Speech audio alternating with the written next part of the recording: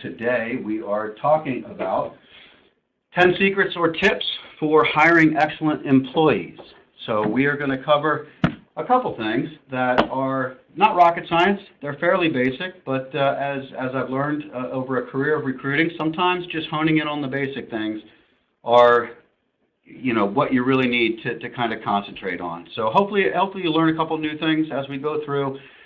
Some of this stuff is going to be stuff that you've already done, but maybe just want to revisit how you're doing it and make sure you're doing it thoroughly to ensure the best results as you go through your recruiting this year and moving forward. So we'll go through a couple things. It's basically divided up into a couple stages of the recruitment process, things that you should consider before you even start your candidate search, where to look for the right candidates, and then what to do once you found some candidates. So we will go ahead and get started on this first one. So what should you consider before starting a candidate search? A quote that I always like was taught to me back when I got started in recruiting, and I think it was pretty apropos for this topic. So it's a quote by Abraham Lincoln. Give me 6 hours to chop down a tree, and I'll spend the first 4 hours sharpening the axe. So basically the point here being is preparation is key. You can't just jump right out and kind of go with a shotgun approach. You really kind of need to sit back, put some thought into what you're looking for, where you're going to look for it, and your results, I think, will be very reflective of the time that you put in on the front end of the process. Okay? So here we are at tip one. How do we go ahead and sharpen that axe before we take that proverbial first swing at finding our candidates? And that brings us to this. So as best you can, if you're not the hiring manager, if you're the recruiter and you're working on behalf of some people in your company or whatever the case may be, as best as you can, try to understand the job. Okay, before you even try to write your job description, before you go out and look for candidates and start to put your job out there in front of the public and to do all that, spend some time thinking about the team, thinking about the role. Again, if you're not the hiring manager, pick up the phone, call them, go to their desk, visit with them. A lot of times, don't be surprised, a lot of times a job description will be passed on to you to go recruit for. And it might be a template. It might be something that was used 2, 3, 4, 5 years ago. Hiring manager's busy. They looked at it. They said, yep, this pretty much covers everything. But you want to just have that conversation. It doesn't need to be super in-depth, but make sure that you have it with them, that you guys are on the same page, that they look at the job description and nothing else comes to their mind that they might really, really want. Another thing along these lines are, think about the existing team and talk with the hiring manager about that. Is there possibly somebody on the team who's being underutilized? Will bringing a new team member, while that person's still underutilized, have a negative impact on that person? And the thought process here is if somebody on that team has a skill that you've now included on this new job description, before you start searching, you may want to approach that person and see if they want to take on some new responsibilities, because that's going to, engage that employee a little bit more, going to keep them challenged and kind of engaged on the process. And it's also going to change your job description, because now you might not need so much emphasis on that skill if you're going to do any internal reorganization on the team. Okay. Another thing that you might want to do when you're looking at this is think about what makes a successful employee on that team. And again, this can be part of that discussion with the hiring manager. Have them think about their best performers, current, past. What are some of the traits that make those people really, really good in the role? Okay. Now, keep in mind, that's going to mean different things to different people. And I know that with the audience that we have here today, people work in different types of businesses. Your recruiting needs are going to be different, meaning your top talents and things you're going to be looking for are also going to be different.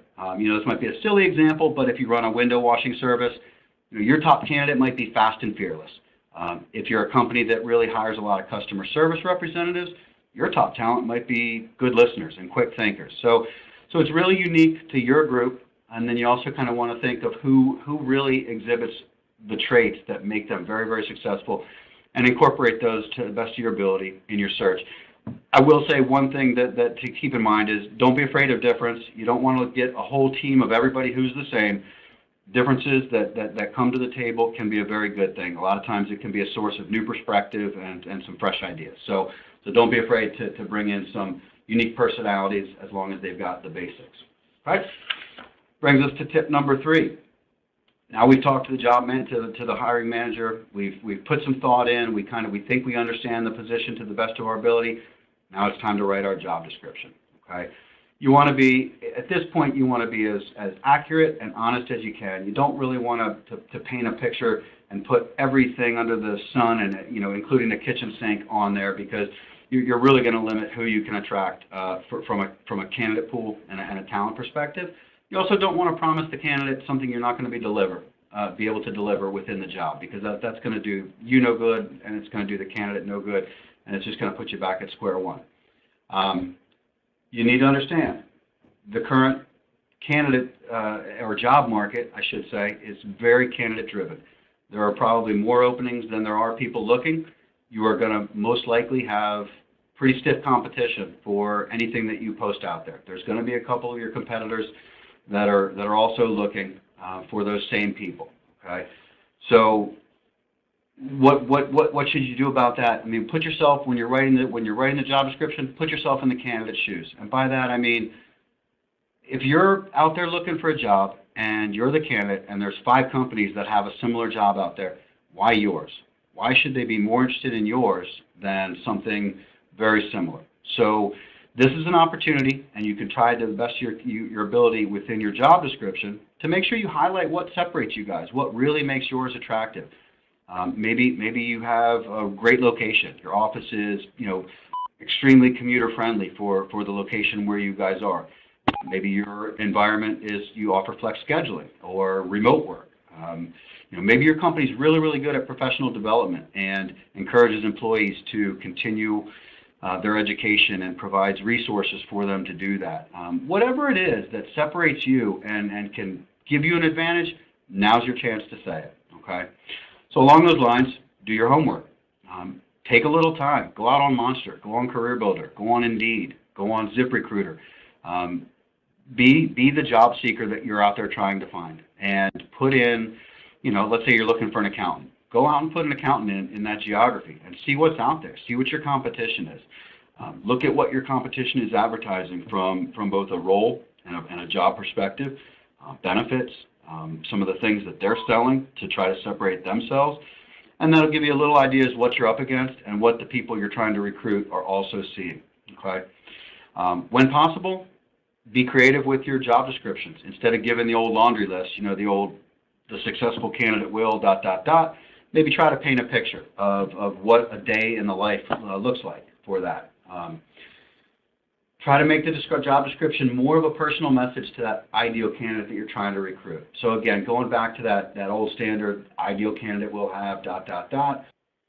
Instead of trying to write that dull and boring, maybe try to jazz it up a little. This may not be possible based on what you're looking for, and that's okay, but I wanted to kind of put this out there, food for thought, because if you can do it, it really can give you a leg up on some of the competition. And here's a quick example. So this is from a software, Java developer company, a software company. The old school, dull and boring, software engineer, 10 years of experience, Java development environment, exhibiting innovative thinking, ability to work on a team, leadership, yada, yada, yada, yada, yada. Okay? How about this? This job's all about building software that helps doctors heal people and save lives. You'll be part of a creative team that designs and implements the software that runs some of the most advanced medical devices on the planet. Your skills in Java will make those devices easier to use and thus able to help more people. You'll be making a big difference to the lives of many people. Again, you might not be able to do that all the time, but if you can, to whatever degree you can, I think it certainly can give you a leg up and be a little bit more attractive than just the run-of-the-mill and allow the candidates to kind of gravitate to you as well. Okay? So that brings us to, now we've got our understanding of the job, we've talked to our hiring manager, we've thought about it, we've written the best job description we can, we were creative, we were accurate. Now what? What can we do to increase the odds of getting the right type of people that we're looking for? Okay. Well, brings us to tip number 4, search in the right places. And I know this is, again, a little bit on the corny side, but hey, it's true. And you'll know that we just had snow here in the DC area, and that's why you're seeing the reference to snow blowers and shovels. So, but the point being, you don't go to a hardware store to buy your fruits and vegetables. You don't go to the grocery store to buy a shovel or a snow blower, at least not usually. If they're sold out, maybe you do. I don't know. Looking for candidates, very, very similar. Job boards, they can be very tailored to certain things. If you're looking for technical candidates, Dice is one that caters to technical people. You're not going to find a lot of the, customer service or sales or administrative type people on there. Conversely, Monster and Career Builder are much broader. They will run the gamut of a lot of the different types of jobs that you're looking for. There are very specialized job boards out there today that will really kind of put you in touch with the group that you're looking for. So be mindful of where you're posting your job, especially if it's a site where you're paying for it. You want to get the best return on your investment that you possibly can. Okay? There's a lot of niche resources out there, user groups and meetups. When I did a lot of technical recruiting, I got very involved in what was called RockNut. And basically what that was, that's the Rockville, that's the city where we live for any of you out-of-towners, but it was the Rockville.net users group. And what I did was I rented a room over at the community college on the second Wednesday of every month, and I provided pizza and sodas for them, and over a period of some time I got to know them. I didn't go in and just kind of come at them with a recruiting mindset right off the bat, but they accepted me and they let me into the group, and it gave me access to hundreds of employees over the 5 years that I was involved in that. So user groups are one. Meetups, there's meetup.com. That you can basically find any interest that you're looking for. Whatever industry you're in, whatever you're recruiting for, chances are if you go on Meetup, you'll be able to find something local to you where there's going to be a collection of people. And a lot of times those groups will allow you to post jobs. Some have a fee, some don't. You just kind of have to explore that. But those are great places to put your message in front of people who are going to be interested in your message, who are going to really kind of have that interest in the skill set that you're trying to find people. Right? Social media, obviously LinkedIn, Facebook, Twitter, great way to reach some passive candidates. You want to be careful. You don't want to just go right on and come full force, hey, I'm Mr. Recruiter, look at my job. That can turn people off. But if you do it, very casually, if you're respectful of the people's time, it can be a wonderful way to reach people that may not be actively looking. But once you get their attention and they kind of hear what you have to offer, they very well, if they may be interested, and if not, they may well know some people in their network that they think of, and they could tap in and be referrals to you. Okay, and consider everything. I mean, there's some major companies use these very creatively. McDonald's posts jobs on Snapchat. They found that a lot of their users were on there, kind of using that application, and they started putting job advertisements on there. Goldman Sachs posts for their jobs on Spotify. So there's really no limit. It's your creativity. It's what you can think about and kind of where you can kind of put your message and put some feelers out there, and you never know what's going to come back. Okay. College and universities, great place if you're looking for either new grads or entry level. But also keep in mind, a lot of colleges and universities have alumni services. They have groups where their alumni, whether it be through their career services or newsletters or things that go out to other people, you can put literature on your company. You can put job postings. So don't discount those. Again, probably a little bit better for entry level and those types of new grad type of positions, but the alumni resources can be very good as well. Industry and professional associations, again, kind of similar to the user groups and meetups. It's going to be somewhere where you're going to have a higher probability of reaching specialized candidates that are there on that website because they have an interest in that topic and you happen to be hiring for that. Consider radio advertising. Very good return on investment. If you're looking for maybe you're looking for salespeople, and one of the things you really look for are people that played sports, either coming up through high school or in college. Maybe find out what it costs to do a 30-second or a minute spot on the local sports radio. Morning drive and afternoon when people are in their car and they really can't get away from it. They're listening to the radio. A lot of the statistics that I've seen, when people do hear your ad, they will go and research your company, so don't discount those. One other tip I'll add here, and I don't mean this to sound harsh, but it is a reality. Consider recruiting out of your competitors, okay? And I don't mean that to sound too harsh, but I can almost guarantee you that if you're in a field that has a lot of competition for the employees you're looking for, your competitors are probably doing this to you, okay? There's a lot of benefits to that. Number one, if you are successful, you get somebody who already is ahead of the curve. They know your business. They know a lot of what you do. They know the landscape. You're going to help your company by adding a great person. And again, I don't mean this to sound harsh, but you're going to hurt the competition a little by creating a role that they now have to fill. So something to keep in mind. I've heard them called hurt hires in government contracting and things like that, but it can be a very resourceful and good way to find employees. I know I did it when I recruited for Bechtel for engineering. We used to go set up career fairs in the backyards of our competition when we had large construction jobs in certain areas of the country. So something to think about. Right? Another thing, use your employee networks. You've got a team of people that are working for you right now, and the chances are that you've got instant connection to hundreds, if not thousands, of potential candidates. Tap into it.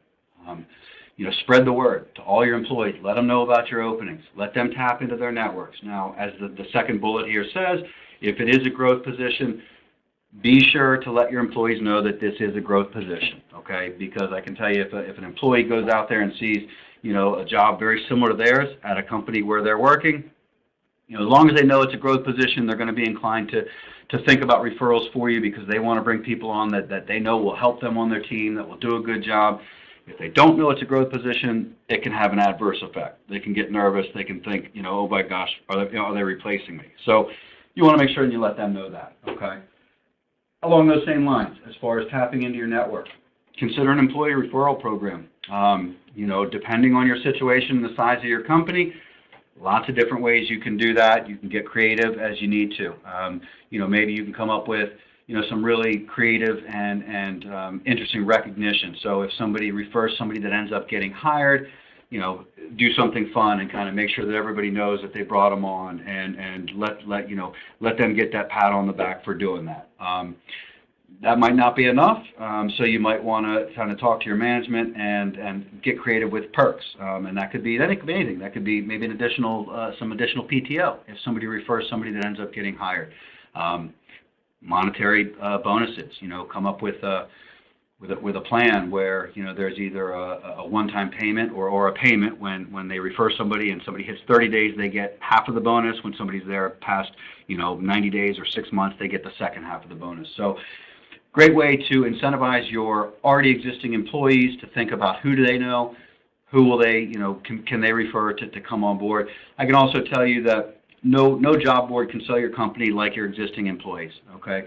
They can really be passionate about what it is you're doing and separate you from any job board out there by telling the story to the people that they know. And lastly, I'll say that the candidates that are referred by your own staff tend to be much better employees and stay longer than random applicants. That has been shown. People that get referred don't want to let their friends down, and people that refer don't want to put somebody in front of their hiring manager that's going to make them look bad from that standpoint. So something else to think about. Okay? So now we've got our job out there. We've put it in the right places, and now we're ready to look at resumes. Okay? So that brings us to our next tip. When you're reviewing resumes, be smart, efficient, be open-minded. The first bullet that I put there is basically, now this is only going to pertain if you are in a position where you have access to either a job board where you're looking at a repository of resumes where you're able to search and look, or you have an applicant tracking system, something internal. You've got a database or an applicant tracking system that your company uses that will store candidates that are apply or ones that you go out and find on your own and people add to the database over time. So if you're doing searches, if you do have an area where your resumes and your candidates are stored and you're going to go out and do some searching of who you already have in that database or who do you have, start generic. Put a wide net out there. Don't start very, very specific with really, really crazy keywords and real specific terms. What you want to do is start real general and see if you get way too many resumes back, then that's where you can use that to start to put in some more specific terms until you get to a candidate pool that's workable and that's not going to overwhelm you. Okay, so cast a wide net and then pare down your search with a little bit more specific keywords, changing and adding titles, maybe adding different technologies, things like that to bring those search results down to where you can really go through them. Okay. Second bullet point: do not overanalyze resumes. Okay, this is a tricky one. A resume is one document that you would expect people to really pay attention to. It's their calling card, if you will. They're putting it out there. You would expect that it's going to be as error-free as possible, that it's going to be, something that they put some time into and they really put that out there. And yeah, I think that's reasonable to expect that, but don't discount a candidate based on a bad resume, okay? And what you really want to do is look at the content. Even if you're seeing a resume that's just a train wreck at first, but you see a couple things. Let's say you're looking for a specialized position, and this person happens to have it, but man, the resume is a little hard to read. Look at the content. I can tell you firsthand, in all the years I've been recruiting, I've, across a whole bunch of different fields: engineers, lawyers, accountants, CPAs, physical therapists, doctors, database, people, software analysts. I have met people that were some of the best in their field. They were brilliant. They were literally some of the most touted and best in their field. And I'll tell you what, some of them couldn't write a resume to save their life. It happens. So look at content, but don't discount a potential good employee based on some things you see on the resume. At worst case scenario, if you see enough, reach out to them. You usually can tell in the first 5 to 10 minutes of a phone call if there might be something there, if you've got a diamond in the rough and you need to help them with the resume, or if they're truly a representation of the resume and your gut was right. But don't jump to that conclusion just based on the paper. Put the call out there and check it out. Okay.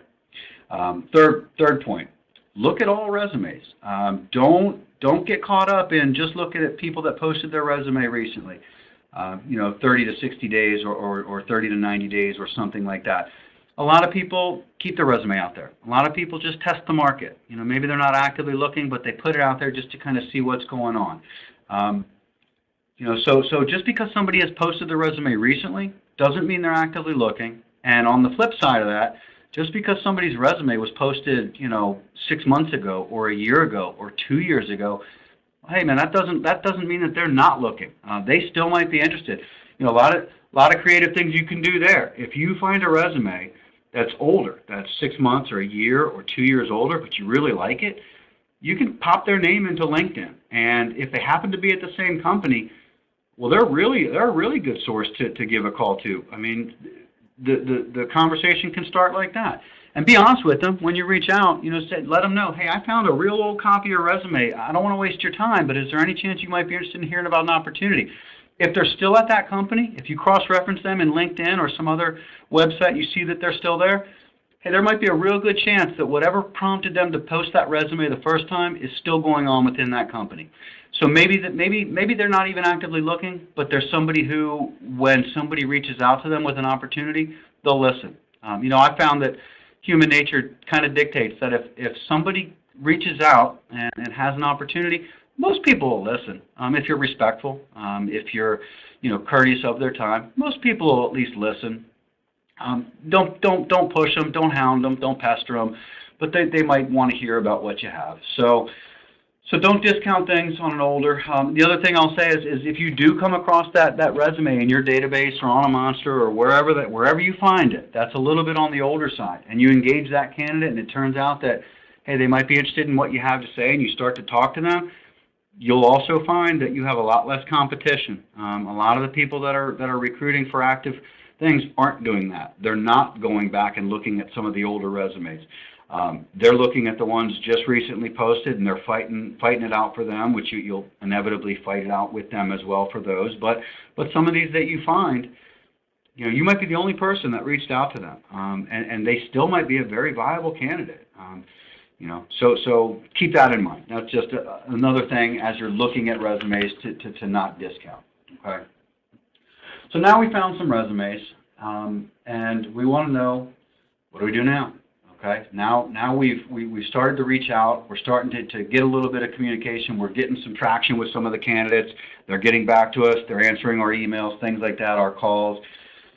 So now, how do we attract these candidates to our job? Going back to what we talked about earlier, we know we're going to have competition. It's a candidate-driven market. Candidates have multiple opportunities for a lot of jobs out there. Going back to what we talked about earlier, why us? Why are they going to be interested in what we have over somebody else? Okay. So what's a couple things that we can think about here? Okay. Number one, become an employer of choice. Okay. Think about what this potential employee might consider before they agree to sign on with you or with anybody for that matter. What are some of those things that you might think about? So think about, if you're a job seeker, what might be important to you? Is the company stable? Is the company profitable? Do you feel comfortable going there, or have you heard things in the news that give you pause as to whether or not they're going to be around long term? People don't want to go through the job search over and over again. Are you employee friendly? If perhaps you work for a nonprofit or some sort of an organization that supports a cause, the Humane Society or an environmental cause or something like that, does the mission of your organization really attract? Does it speak to the candidate? Does it pull at their heartstrings of the people you want to recruit? Okay, so think about things like that and put them in your job description. Use them when you reach out to the candidates. Make sure that the candidate knows all of this good stuff that you've got going on. I mean, this is your chance to separate yourself from the other competition out there. Okay, so that brings us to the next one. Will the employees feel part of something bigger than themselves if they join you? Will you nurture their talent? If they sign on with you, do they have a career path? Will you provide opportunities for them? Will you challenge them to grow? Will you support them and not just have them feel that they're going to be in the same role for the next 6 years? And again, if you know that that's something that you might be able to offer them, let them know that. Whether it's in your job description or in your talks or exchanges with them as you're trying to recruit them. Sell your company. Tell your story. Tout your benefits, your family-friendly culture, your great location, the investment in employees. Again, whatever you have that separates you from the other people that you're recruiting against, basically, let your candidates know about it. Okay. Last point: be mindful of online reviews. In today's culture, with things like Indeed and Glassdoor and ZipRecruiter and a lot of these job websites that candidates are using, there's an area for reviews, and you know as well as I do, we've all read restaurant reviews and reviews of products and things like that. Some people are accurate and honest, and sometimes the review's just not good, no matter what the experience was. Sometimes people just want to talk about the negative stuff and they put it out there. So know what's out there. Take a look. Go see. Put your company in one of these search things and see what people are saying.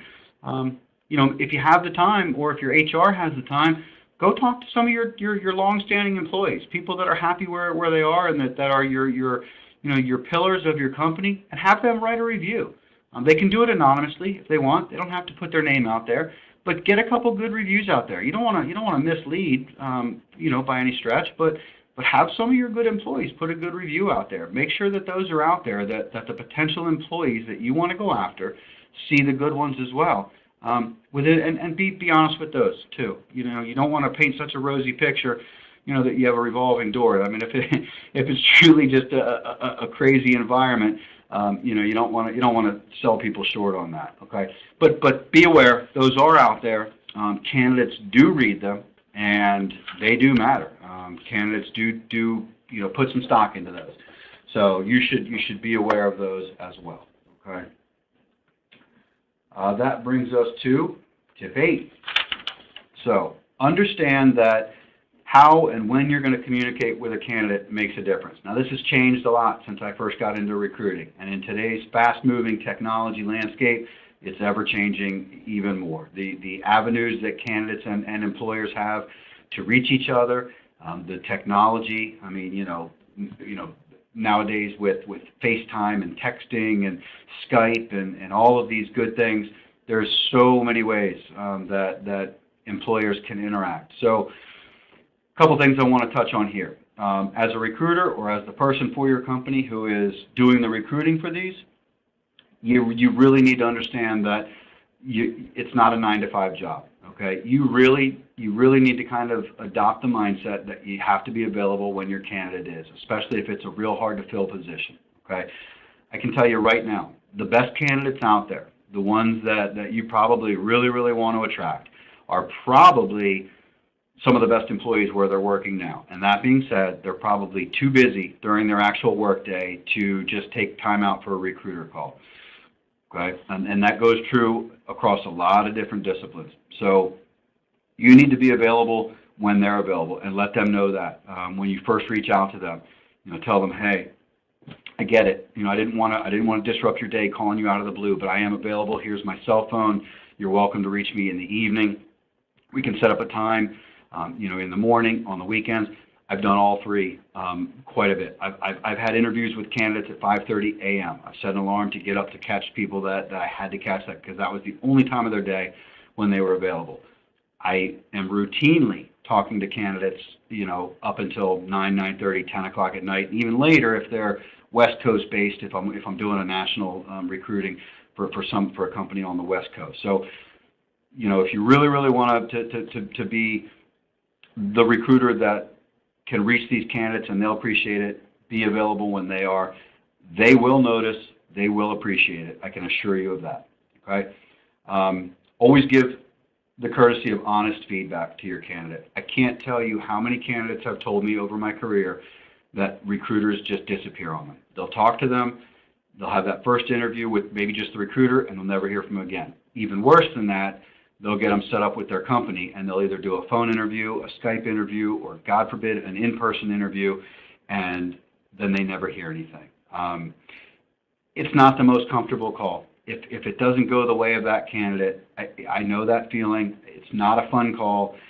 Nobody ever wants to call anybody and let them know that that another candidate was selected, or that the hiring manager has decided that, hey, we like this person, but we can't move forward because we really need somebody who's got more of X, Y, and Z, and they're just not there yet. So it's not a fun call, but give them the news. Call them, respect their time, respect the time that they've put into your process and your position, and let them know. Let them know. Close the loop. Put yourself in their shoes. I mean, I'm assuming that everybody here has a job, so I'm assuming that we've all been on job interviews. We all know what that's like. The anticipation can be overwhelming. You spend all this time prepping for the interview, and you get dressed up, and you drive out there, and you got the butterflies in your stomach, and you meet with, whoever you need to meet with, whether it's one person or 10 people, and then you walk out, and you're like, oh, I don't know how I did, and oh boy, and then you wait, and then you've got that anticipation, and we all know that feeling. So just remember that these are people too. Have the courtesy of letting them know. If it's not good news for them, but you give them that call and you respect their time and you're honest with them, I can assure you that candidate will appreciate that, and they will want to work with you time and time again. Again, I can't tell you how many candidates that I've met that I didn't place them the first, the second, the third time I worked with them, maybe not even the fourth or the fifth time. But because I was honest with them, because I didn't waste their time, I didn't pressure them into things, and I always gave them honest feedback. Every single time those candidates came back on the job market, I was one of the first people that they reached out to. And then when you do place them, well, guess what? When they rise through the ranks of that company and they become a hiring manager, guess who they're going to reach out to? They're going to call you because they remember how you treated them. They remember, that you were the one out of 5 recruiters that respected their time and at least gave them the courtesy of that call. So it's just a good practice to be in. They're also more likely to tell their friends and their associates and their referrals about you and pass your information on and tell people about your company, even if they didn't get the job. Okay, so just remember that they're people, and we all know what it's like to be on the other end of the job interview. So always let them know, good, bad, or indifferent. Okay, text them. In today's day and age, emails are just too easy, and I know you're probably thinking, well, a text is too. I can tell you that the data that I've seen, and it's right there on the slide, studies show that 90% of texts are read. and 45, almost half of texts are responded to. Compare that to about 6% of emails. Okay, emails, they get lost in so many, you get so many spam and junk emails, and you have work emails, and sometimes people are getting hundreds and hundreds of emails a day. If they even see it, it's just there's too much white noise around the emails. Texts tend to separate themselves out. They have a higher rate of return, they get more attention, use it, okay? There's an old school kind of thought in recruiting that, there's kind of a progression. If you can meet somebody face to face, that's better than, an email. So it's kind of, if you can meet them, meet them. If you can't meet them, pick up the phone and have a conversation with them, talk to them. If you can't call them, text them. And then if you can't text them, use email. So kind of go down the progression, try what you can. Sometimes based on the candidate and their need and their time, you might be limited on that, but just kind of keep that rule in the back of your mind, because again, it will increase your odds of engaging with the types of people that you're trying to engage with. Okay? So now we've done all that. We've started to communicate with our candidates. We're starting to get a little pool of people that we're real interested in. Our hiring managers are getting excited. We're having some interviews going on. Now where are we? Tip number 9. This can be tricky based on the organization and some of the policies and procedures that you might be limited to or have to go through. But as best as you can, and whatever's within your control, keep the process moving as quickly as you can as far as recruiting. Okay. So, and basically what the bullet point says right there.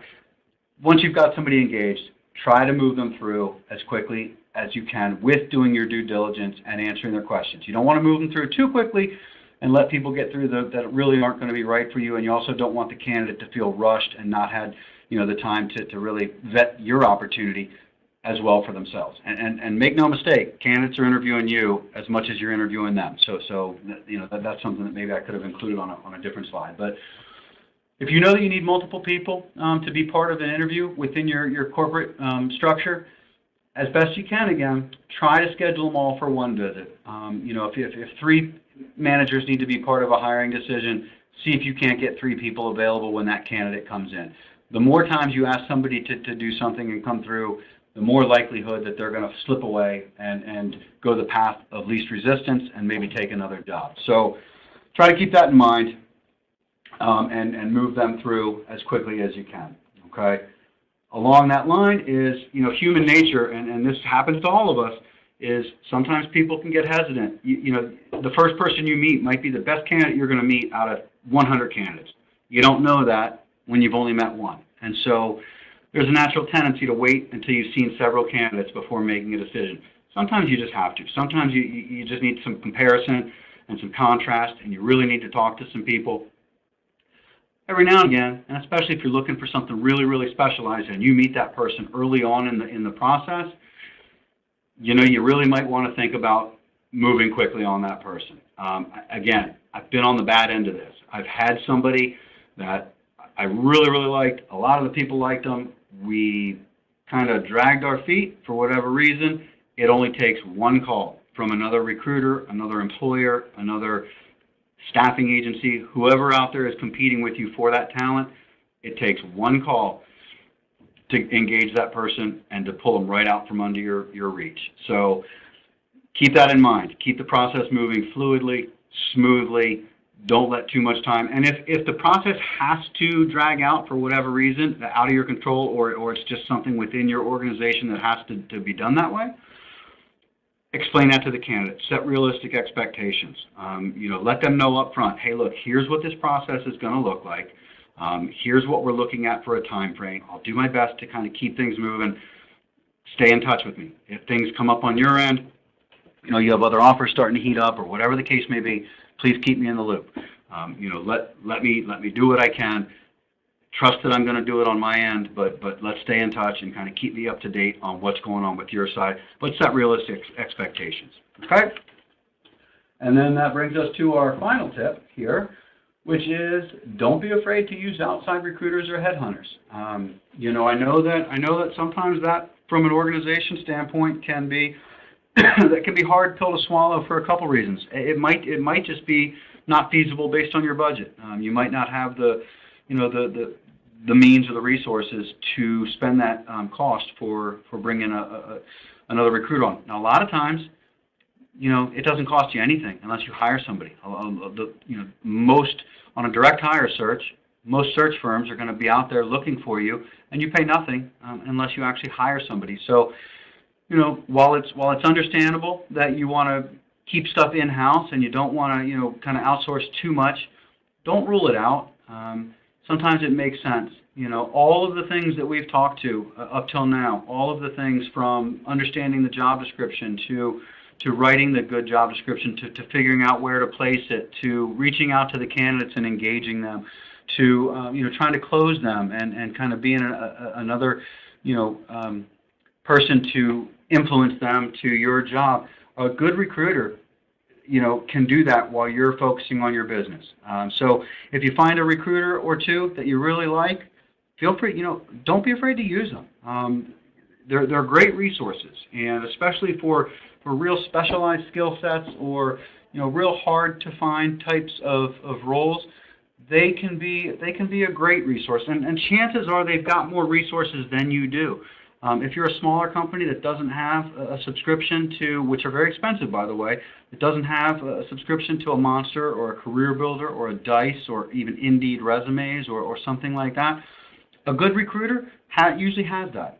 So they're going to have a more robust candidate pool. They're going to have more access to the resumes that you're going to be looking for just by their network, and they're probably going to have a bigger database that maybe other recruiters have put candidates into their internal database, so they can be a great place for you to search.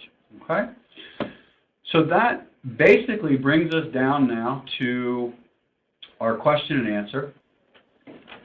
And if there are no questions, I want to just say that we are here. Please feel free. My contact information is right there on the screen. You will have access to that. Please feel free to reach out and email me, call me. I'm a real low-key, non-pressure type recruiter.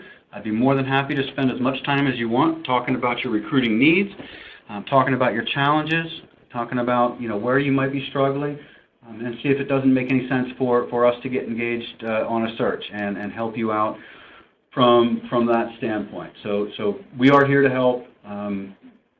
No used car sales pitches. You have my word on that. So feel free to reach out. We also talked earlier about candidate pools and applicant tracking systems and job boards and things like that. If that's something that your company has talked about, if you really haven't really dipped your toes into that water, if it's something that's of interest to you, again, please reach out. We have partnered. We work with Jazz HR. We have partnered with them. We work very closely with them, and currently we are running a 21-day trial. We would be more than happy to talk to you about how this might be a service that you can incorporate on your end, that maybe you want to kind of take a look at what it can do for you, how it might help your recruiting needs. It does a lot of what we're talking about, and it does it very, very efficiently and automated. It takes a lot of the manual process of the recruiting out for you.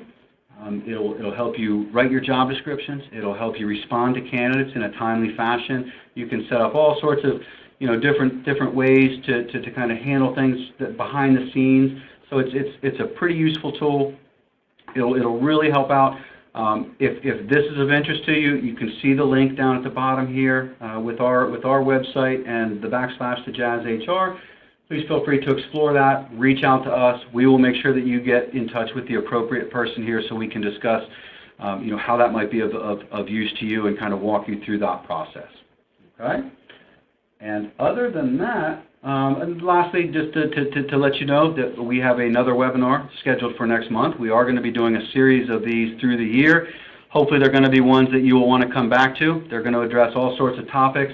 The next one, as you see here, is the top 5 HR pitfalls for smart entrepreneurs, which is scheduled for February the 13th.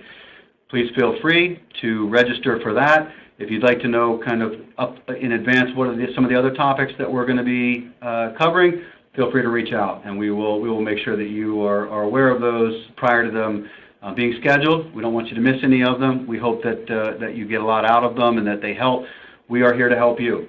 We are your partner. We are, here to help you in whatever way we can. Be it your normal use of our company or staffing and recruiting services, or even getting you introduced to some of these other tools like the Jazz HR. Okay? So with that being said, I want to thank you very much for your time. I hope you did learn something during this, and you've got my contact information. You are absolutely welcome to reach out at any time, and we will, we'll be happy to help.